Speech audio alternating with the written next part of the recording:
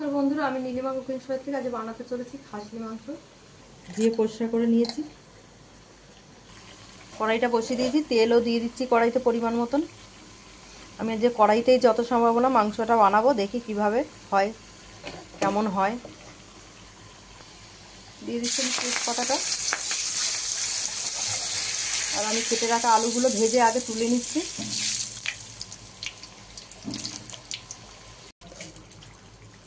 দিয়ে দিচ্ছি বন্ধুরা এই যে গরম মশলা থেতো করা, দিয়ে দিলাম টমেটো কুচি, পেঁয়াজ সঙ্গে দিয়ে দিচ্ছি, এই যে পেঁয়াজ কুচিটাও দিয়ে দিলাম। রেখেছি কি বলে এটাকে, রসুন রেখেছি, এটা আমি মাংসের সঙ্গে গোটা দিয়ে দেবো। গা হাত পা ব্যথা হলে এর সঙ্গে দিয়ে খেয়ে নিলে গা হাত পা ব্যথা একদম কমে যাবে।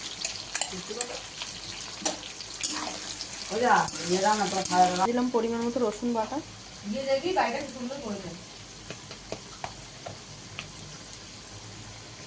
দিয়ে দিচ্ছি আদা বাটা, দিয়ে দিলাম 3 চামচ আদা বাটা। এবার একটু এটা আর একটু হালকা ভাজা ভাজা করে তারপর আমি মাংসটা দিয়ে দেবো। এর মতো দিয়ে দিচ্ছি 4 চামচ জিরা ধনের গুঁড়ো,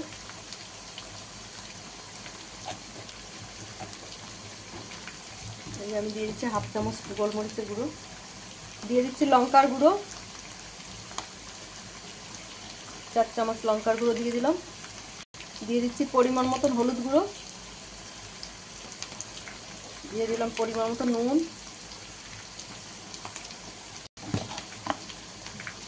আর দিয়ে দিচ্ছি পরিমাণ মতন একটু চিনি।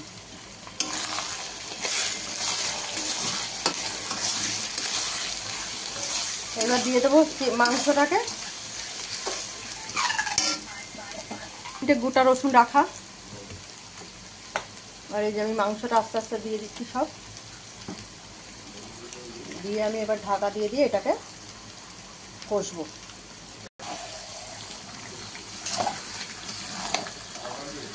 এবার এইভাবে আস্তে আস্তে আমি নেড়ে চেড়ে ঢাকা দিয়ে কষতে থাকবো। এই যে আমি সামান্য একটুখানি খাবার সোডা দিয়ে দিচ্ছি, অনেকে পেঁপে দেয়, আমি খাবার সোডা দিয়ে দিলাম। এটা কড়াইতে বানাবো, এটা আমি আজকে পিসারে দেবো না, কড়াইতে আমি বানাবো, যার জন্য অল্প করে একটু দিয়ে দিলাম, যাতে মাংসটা একদম গলে যায় সুন্দর।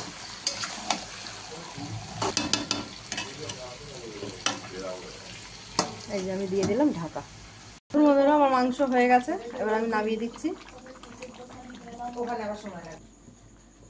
দেখুন বন্ধুরা, চাইলে আপনারা এরকম বাড়িতে বানিয়ে খেয়ে ট্রাই করে দেখতে পারেন। আর নীলিমা কুকিং শোটিকে আপনারা সাবস্ক্রাইব, লাইক, কমেন্ট, শেয়ার করে দেবেন। ইউটিউবে আর ফেসবুকের বন্ধুরা আপনারা লাইক, কমেন্ট, শেয়ার করে দেবেন। আর নীলিমা কুকিং শো বলে চ্যানেল খোলা আছে ফেসবুকে আমার পেজে চ্যানেল খোলা আছে নীলিমা কুকিং শো বলে, সেখানে ফলো করে লাইক, কমেন্ট, শেয়ার করে দেবেন বন্ধুরা একটু বেশি বেশি করে।